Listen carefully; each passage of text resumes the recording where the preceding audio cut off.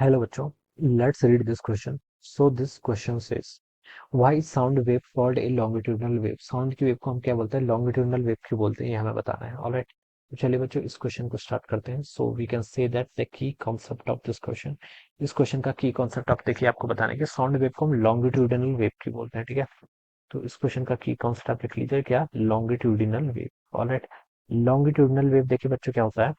Longitudinal wave का मतलब होता है, देखिए जो आपका वेव्स का डिस्प्लेसमेंट होता है, जो सॉरी जो आपका मीडियम पार्टिकल का डिस्प्लेसमेंट होता है, वो क्या होता है? Along the direction of the propagation of wave. ठीक है, वेव को देखिए हम दो टाइप्स में डिवाइड करते हैं. एक वेव होती है आपकी लॉन्गिट्यूडनल वेव, एक होती है आपकी transverse wave. Okay, transverse wave में क्या होता है? जो आपका पार्टिकल का डिस्प्लेसमेंट होता है, ठीक है, पार्टिकल का डिस्प्लेसमेंट वेव के डिस्टर्बेंस के परपेंडिकुलर होता है. और जो लॉन्गिट्यूडनल वेव होती है, इसमें जो आपकी लाइन होती है, जिस डायरेक्शन में आपका पार्टिकल ऑसिलेट करता है, वो क्या होती है? आपकी सेम होती है along the line of displacement of the wave. ठीक है, जैसे मैं एक एग्जांपल लेता हूँ. जैसे आपका क्या है? This is a tuning fork. ये आपका कोई ट्यूनिंग फॉर्क है. ठीक है, ट्यूनिंग फॉर्क को देखिए, अगर हम इसको किसी फ्रीक्वेंसी से सेट कर लेते हैं, minus let f naught frequency से हमने क्या कर दिया? इसको सेट कर दिया. यानी कि एक सेकंड में ये जो मीडियम पार्टिकल है, ये क्या कर रहा है? एक सेकंड में आपके F not number of oscillations complete कर रहा है. ठीक है, तो ये क्या हो जाएगी? इसकी फ्रीक्वेंसी हो जाएगी. ठीक है, अब देखिए बच्चों, सिमिलरली जो यहाँ पर एक दूसरा पार्टिकल होगा, ये भी देखिए यहाँ पर क्या होता है? आपका डिस्प्लेसमेंट होता है. क्या होता है आपका डिस्प्लेसमेंट?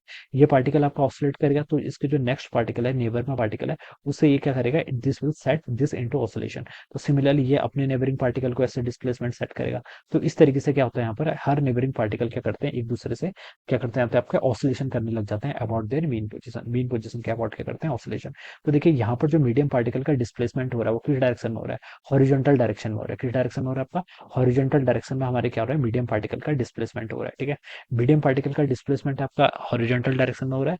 और हम बता सकते हैं जो आपका वेव है, वेव भी देखिए आपका इस हॉरिजॉन्टल डायरेक्शन में है, क्या कर रही है? प्रोपेगेट कर रही है. तो जो direction of the propagation of wave है और जो आपके मीडियम पार्टिकल का डिस्प्लेसमेंट है, these are along the same line and such type of waves is called our longitudinal wave. ठीक है, तो हम इसके डेफिनेशन में लिख सकते हैं. देखिए ये क्या हो जाएगा? This is the wave velocity. Wave velocity देखिए आपकी क्या? हॉरिजॉन्टल डायरेक्शन में है. तो और इसके डेफिनेशन में हम लिख सकते हैं, देखिए क्या लिख सकते हैं? देखिए लॉन्गिट्यूडिनल वेव की जो मीडियम पार्टिकल होते हैं, क्या लिख सकते हैं? देखिए मीडियम पार्टिकल ऑसिलेट, क्या लिख सकते हैं?